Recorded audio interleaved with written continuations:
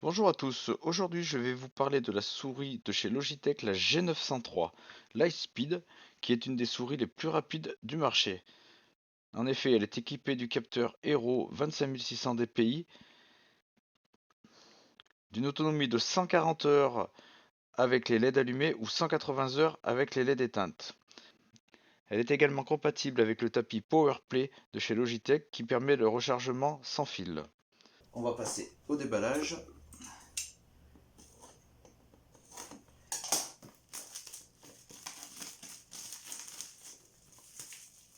Donc c'est un emballage comme d'habitude chez Logitech, cartonné.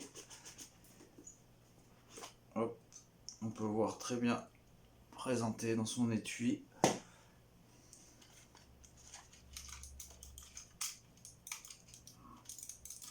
Elle a une taille pour une bonne prise en main. Alors à l'intérieur, on retrouve hop, un petit autocollant Logitech, les petites notices, un câble USB, micro USB non tressé, encore une fois, et une petite boîte où se trouve le dongle USB, micro USB, un petit poids supplémentaire de 10 grammes, deux boutons supplémentaires et le cache pour enlever les boutons si vous êtes gaucher ou droitier, pour pas que ça vous gêne.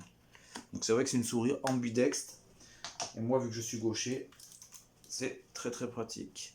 Au niveau du rechargement, le câble se branche sur l'avant et vous pouvez du coup vous en servir tout en étant branché.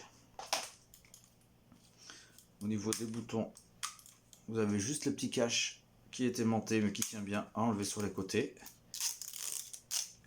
Vous avez également 1, 2, 3, 4, 5 et 6 patins anti-glisse, enfin de glisse. Le bouton qui doit permettre de la mettre ou en sans fil ou avec le fil.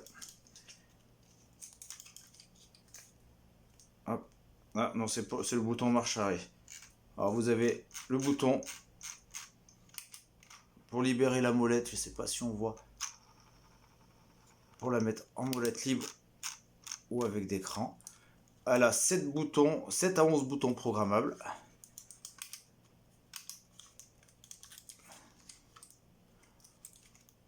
Très belle souris. On va voir, elle a un remplacement de ma G300. C'est vrai que vu que je suis gaucher, c'est assez délicat de trouver des souris ambidextres.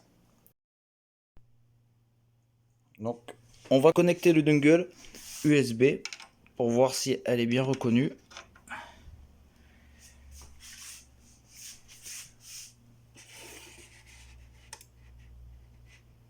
Hop. On va lancer GHub pour voir si elle est bien détectée. Wow, elle est rapide. Elle est bien là, elle est chargée donc du coup à 63%. Voilà, donc dès qu'on allume, on est directement sur les vitesses, donc on voit bien jusqu'à 25 600, jusqu'à 100. Elle est réglée, elle est paramétrée sur 800 a priori. Hop, ça c'est les programmations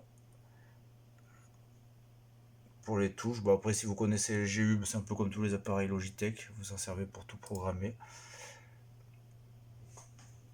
Et les lumières pareil, en fixe, cycle, pulsation, désactivé, le logo, la même chose.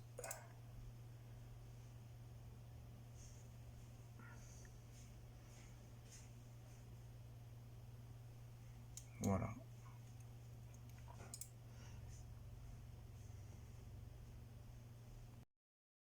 Voilà, 15 jours se sont passés et le bilan est vraiment très positif. D'abord, c'est une souris très économique car après plus de 40 heures utilisées, je n'ai pris que 11% de la batterie alors que je n'ai pas fait de recharge. En plus, vous n'avez pas besoin d'éteindre la souris systématiquement car elle dispose d'une veille automatique.